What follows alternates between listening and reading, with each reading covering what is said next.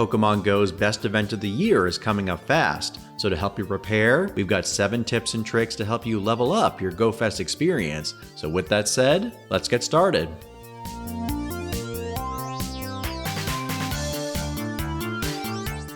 Welcome back everyone. So the 2025 Pokemon Go Fest season is in full swing. So far we've had in-person events at Osaka, Japan, Jersey City, New Jersey, and Paris, France. That leaves one final event in the lineup, and that's the Global Go Fest happening on June 28th and June 29th.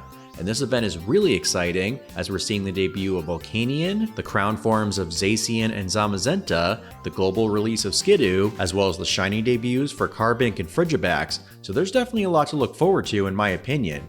Now I've been participating in the Global Go Fest for the past 5 years, so take it from me. This is one Pokemon Go event you absolutely don't want to miss, and even more so, you don't want to show up at 10 AM the day of unprepared. Well, that's what we're here to help with today, as we've got 7 tips and tricks to help you make the most out of this year's Pokemon Go Fest. So jumping right in with our first and arguably most important tip, make sure your in-game item bag and Pokemon storage are ready.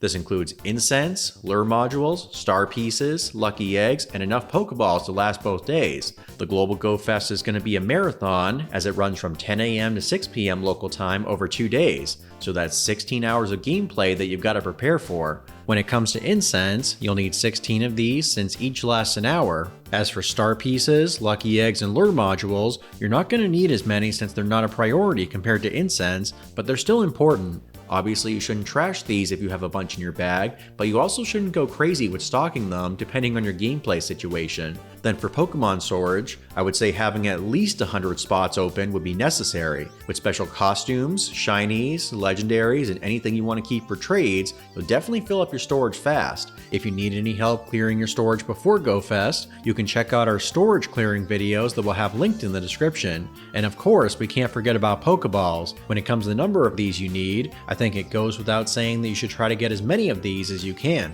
Our next tip is in regards to raids, specifically making sure you do enough Zacian and Zamazenta raids throughout the weekend. Unlike previous Go Fest, these legendaries will only be available on certain days rather than both. Zamazenta will be in raids on Saturday, while Zacian will be in raids on Sunday. Of course, you can still remote to other time zones that still have these Pokemon after your event ends, but it's better to lock these down to get as much crowned energy as you can during your event. You'll need 1,000 crown, sword, and shield energy to get crowned Zacian and Zamazenta respectively, so on average you'll need to do anywhere between 8 to 12 raids to get that 1,000 energy. And trust me, these legendaries are going to be game changers in the future, so make sure you do enough raids each day to ensure you have enough energy to form change them both. Tip number 3 is also related to Zacian and Zamazenta, which is a really useful way to farm XL candy for them. One of the best ways to get XL candy besides raiding in person is having a Mega Pokemon active. These evolutions provide bonus candy when you catch a Pokemon that share the Mega's type, including XL candy. Now Zacian is a Fairy type and Zamazenta is a Fighting type, so which Mega should you prioritize for GoFest? Well, for Zamazenta, I would go with Mega Blaziken, Lopunny, Lucario, Heracross, or Gallade. And since Zamazenta will have a Steel type during the battle, these Pokemon will also double as raid counters. Then for Zacian on Sunday, I would suggest using Mega Altaria, Gardevoir, Mawile, or Audino. Though unlike the fighting Megas, these Pokemon won't be as effective in raids, but at least you'll get the extra Zacian candy out of it. For our 4th tip, we recommend making a shiny checklist and the habitats they spawn in. There's over 40 Pokemon featured across 4 habitats in 2 days during Pokemon Go Fest, so it's easy to get overwhelmed as a shiny hunter. So to make it easier, I typically choose a few shinies and make them priority hunts. During last year's Go Fest, I was looking for shiny Wingull, Tyrunt, and Lunatone, and fortunately I was able to get at least one of each before the end of the event. But if I didn't plan to consciously hunt them during their habitats, I probably would have missed out on them. And that's why I recommend it for you too. So if you're a shiny hunter, it's best to pick 1 to 2 shinies per GoFest habitat and make them priority hunts. Our next GoFest tip is not to forget about snapshots. With how busy this event can be between catching, raiding, and hatching, it's easy to forget about this feature. In the past, this has been the way to get exclusive costume Pokemon, such as the Rock and Popstar Pikachu during the wild area last year. And while we don't know if the mons included this year will be exclusive to snapshots, it doesn't hurt when you have some downtime while you're eating lunch to take a few photos and get some more encounters, so don't forget to take your snapshots during GoFest. Our 6th tip revolves around the regionals and rare Pokemon spawns. GoFest events usually include a few regional and rare spawns that we don't normally see in the wild. For example, we've seen regionals like Zangoose, Seviper, Pachirisu, and Chatot spawning for past GoFests. These Pokemon are hardly ever featured outside of events besides GoFest, so this is an excellent time to catch them if you need their dex entry. Now when it comes to this year's GoFest, we're going to be able to catch the regionals Klefki, Torkoal, Pachirisu, and the red, blue, and yellow forms of Flabebe. But not only that, we're also going to see Skidoo as an incense spawn during the Galvantic Dojo habitat, which up to this point could only be caught during City Safari Zone events. And on top of that, all of these Pokemon besides Klefki can also be found shiny, so that's all the more reason to keep an eye out for these rare and regional Pokemon while you're playing GoFest.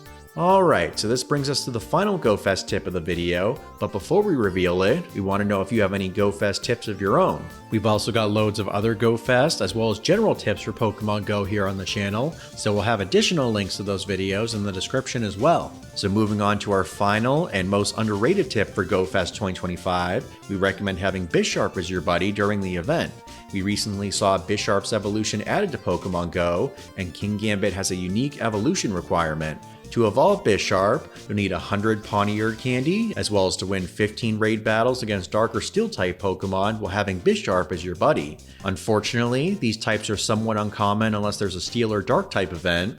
However, that's what makes GoFest a great opportunity to get King Gambit. Both Crown, Zacian, and Zamazenta have Steel typings, so if you plan on doing a ton of raids during GoFest, this makes them perfect candidates for this quest. Now, if you're watching this and you don't have access to Bisharp at the moment, don't worry. Pawniard will be an exclusive spawn during Sunday's event, so you should be able to catch a good one and get enough candy so you can get yourself a King Gambit. And that's going to do it for this GoFest tips and tricks guide. We hope these tips help you make the most out of Pokemon Go's #1 event. And of course, if you enjoyed this GoFest guide and want to see more like it, then be sure to give this video a thumbs up and subscribe. So until next time, thank you all so much for watching, and best of luck with Pokemon GoFest.